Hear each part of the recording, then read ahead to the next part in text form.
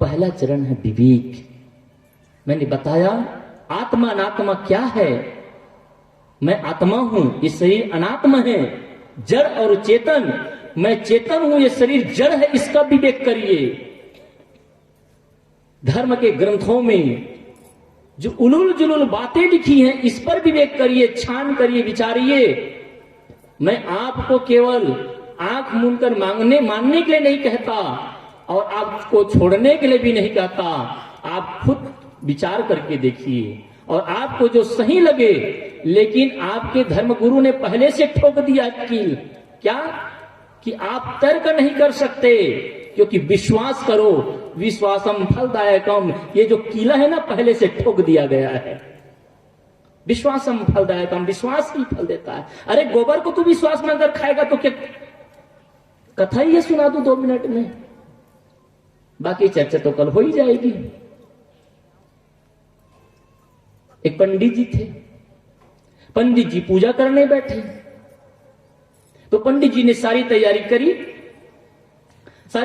करी तो बच्चा को बोला, गांव उसका सहयोग से उसका पिता का शरीर छूट गया था, उसी के अंतिम कार्यक्रम में पूजा आरती थी। तो घर का बेटा था जवान 17-18 साल का, उसको कहा कि बेटा गाय का गोबर ले आओ। गाय का गोबर किस लिए? कहे ले आओ, पूजा की विधि है, जरूरत पड़ेगा। उसकी दादी ने डांटा, अरे पंडित जी बोला ले आओ। ले आया बेचारा, ला करके उसको सजा करके रख दिया, 2-2 गोल रख दिया, पोनी में पीला हल्दी चढ़ा करके उसको ढांक दिया। लड़का ने कहा, पंडित जी ये क्या है? अरे यही तो गौरी गणेश है। उसने कहा कि पंडित जी, मेरे गांव के चौराहा में पड़ा था गाय का गोबर, उसको उठाकर मैं ही लाया हूं और तुम इसको गौरी गणेश बताते हो। उसने कहा, बेटा मान लो, यही भगवान है, यही गौरी गणेश है। बच्चा ने कहा, चलो भाई मान ही लेते हैं, अब मानना ही है, और ना माने तो पंडित का काम ना बने और हमारी दादी और मां नाराज हो जाएंगे। मान गया। पूजा संपन्न हुई।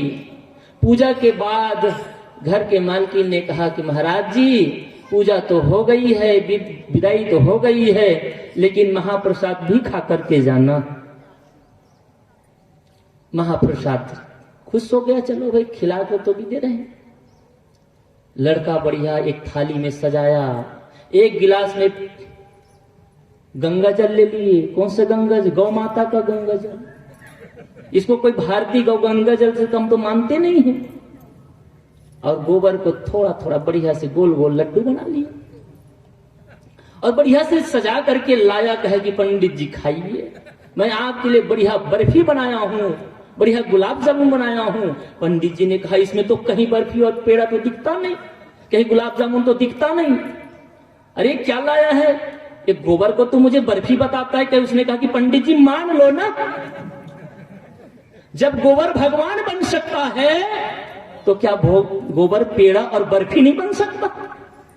लेकिन बंधुओं, आपको धर्म के नाम पर विश्वास का कील ठोक देते हैं और विश्वास का कील ठोकवा करके आपको यह कहते हैं कि आप विचार मत करो। अगर विचार न करना होता तो आपको प्रकृति ने, परमात्मा ने, उसी परमात्मा ने जिसे जन्म दिया आप कहते हैं, आपको बुद्धि क्यों दिए, आपको विवेक की शक्ति क्यों दिए? मानना ही था। जानवर जैसे ही हम होते मान लेते। जानवर को जहां बांधते वो बंध जाता है, जो देते खा लेता है, मान लेते। अगर मानना ही होता तो इतने सारे शास्त्र क्यों बने हैं? मानने के कारण शास्त्र नहीं बने हैं। अगर मान लिए होते तो अर्जुन ने इतने सारे प्रश्न न करते और कृष्ण को इतना उत्तर न देना पड़ता। अरे उन्होंने तर्क दिया और तर्क किया, इसलिए आज गीता बनी। हमारे जिज्ञासु ने, हमारे साधकों ने तर्क किए और तर्क किए, इसीलिए उपनिषद की भी रचना हुई है। तर्क ग्रंथ है सब। जिस धर्म ग्रंथ को आप पढ़ते हैं, जिस धर्म ग्रंथ को आप उदाहरण देते हैं, वो धर्म ग्रंथ ही अपने आप में तर्क का ग्रंथ है। अगर तर्क न होता तो गुरु और शिष्य की परंपरा की जरूरत न पड़ती। आज गुरु और शिष्य की परंपरा इसलिए है ताकि आप तर्क करते हैं और गुरु उसका समाधान देते हैं। अगर मानना ही था तो एक शास्त्र से काम बन जाता, एक वचन से काम बन जाता। आज निरंतर इतने शास्त्र बने हैं, इतने धर्म ग्रंथ बने हैं और इसी भारत के धरती में 6 दर्शन बन गए हैं। और 6 दर्शन तो प्रत्यक्ष है और अप्रत्यक्ष पता नहीं और कितने दर्शन हैं। सांख्य, वैशेषिक, न्याय, मीमांसा, ब्रह्मसूत्र, योग दर्शन, कितने सारे धर्मशास्त्र बने हैं। ये तर्क हुआ इसलिए बना है जी। इसलिए जो लोग कहते हैं कि आप मान लो शास्त्र वचन है, मान लो गुरु वचन है, मान लो क्योंकि ईश्वर वचन है, सबसे पहला झूठ तो यही है, किसी ईश्वर ने कोई ग्रंथ रचा ही नहीं है। इस पर विचार करिए, विवेक करिए और इसी विवेक के पथ पर आगे चल करके आप कल्याण और मुक्ति के पथ को भी पा सकते हैं। आज इतने ही कहकर मैं अपनी वाणी को विराम करता हूं।